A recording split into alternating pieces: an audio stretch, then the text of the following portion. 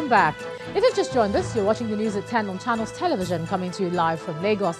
A reminder of our top stories. INEC excludes All Progressives Congress from the list of political parties contesting National Assembly elections in Rivers State. Even as electoral umpire releases list of presidential candidates and their running mates for the 2019 elections. Federal High Court extends restraining order against the continuation of trial of the Chief Justice of Nigeria to January 28th, as Code of Conduct Bureau formally serves court summons on Justice Walter Onogen. PDP presidential candidate Atiku Abubakar arrives in the US after several years of staying away from the country. And France launches contingency plan to prepare for a no-deal Brexit.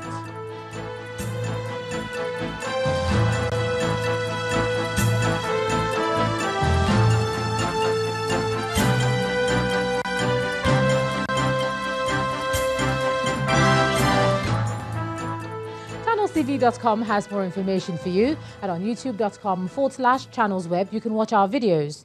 You can also watch us on your mobile device via your browser, or download the Channels TV app for Android and iOS devices from their respective stores. Besides giving you access to news updates on the go, the Channels TV and Channels 24 app has an eyewitness feature that you can use to share pictures, videos, or news of happenings around you.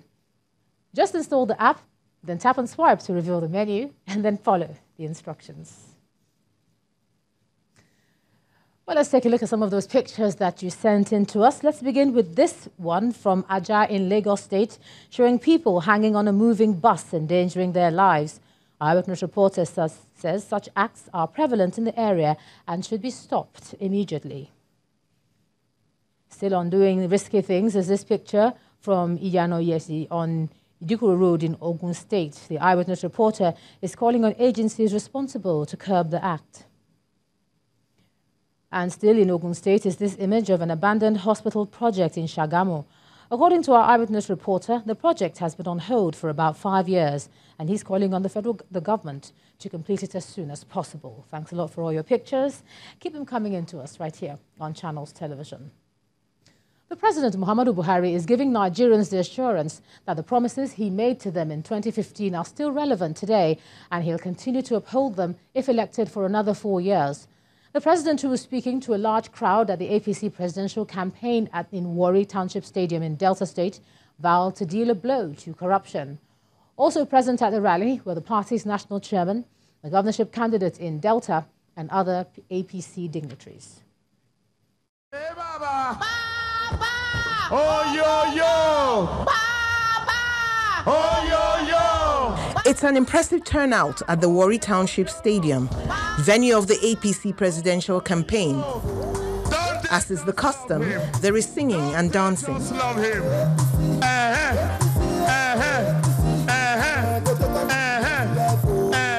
Then dignitaries take turns to greet the crowds and remind them which way their votes should go. So all of us, when the poor men, we will come out that day, go vote for Buhari and Alai.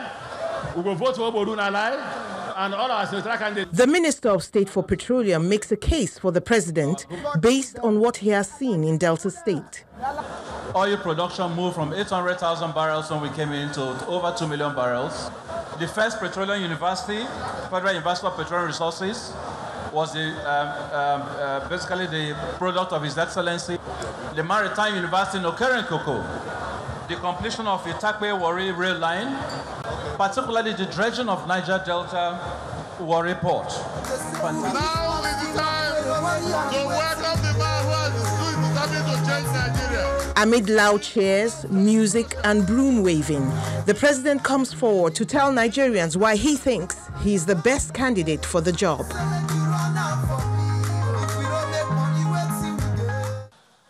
We have turned to agriculture and industries, and we are able virtually to achieve food security as a nation.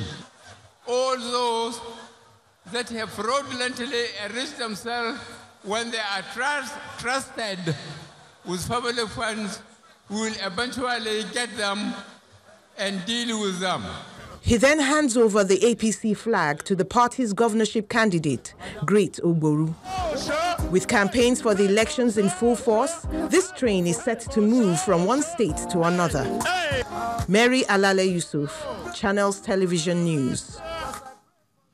And in Edo State, President Buhari has also told party supporters of his desire to strengthen the agriculture sector, foster peace, and ensure security of lives and property if voted in for a new 4-year term.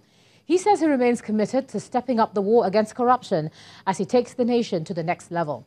The Edo State Governor, Godwin Obaseki, gave the assurance of the people's votes and their support for him. On fighting corruption, we are doing our best. We are just following the slow system where we have to face people with facts and try and take them before the courts and get them successfully prosecuted. And what we realized this time around, we are selling the assets and putting the money through single treasury account so that nobody can take the assets back to them. I assure you, sooner than later, I will get the EFCC and APC to give a comprehensive press conference to tell Nigerians how much we have recovered and where it is and what we intend to do with it. And staying with campaign trails, ahead of the February 16th presidential election, the presidential candidate of the Allied Congress Party of Nigeria, Dr. Oby Ezekwesili, has promised to improve the welfare of women and youths if elected. She says reviving the nation's economy will be achieved by promoting economic and educational policies that will improve the quality of life of the ordinary Nigerian, especially marketers and entrepreneurs.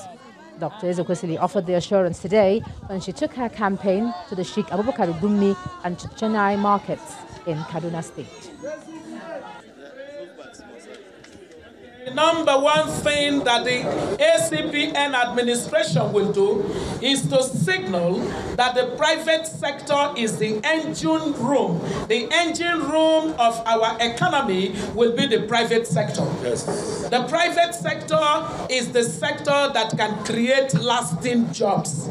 The private sector will be given the room through the right kinds of policies, the right kinds of institutions that we will try to evolve, the right kinds of investments in public goods and services like energy, like water, like roads, like making sure that the logistics system, as in the transportation connectivities, work well.